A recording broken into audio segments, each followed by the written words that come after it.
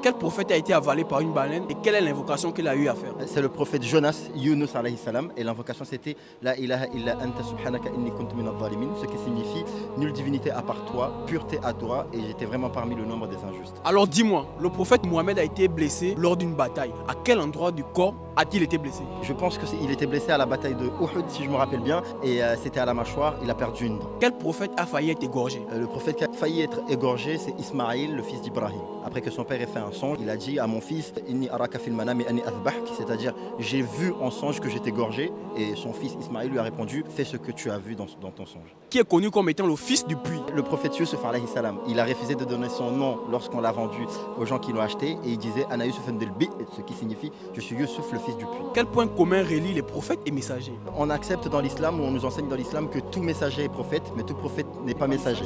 Dans ces prophètes-là que vous venez de me demander, ils ont tous un point commun, c'est qu'ils ont été tous éprouvés. Et justement, il y a le verset qui accompagne cela, c'est qu'Allah nous dit dans la sourate Al-Ankabut, sourate l'araignée, est-ce qu'ils pensent vraiment que nous laisserons les gens dire que nous avons cru sans les éprouver, alors que nous avons éprouvé ceux qui ont été avant eux? Ok, d'accord, merci.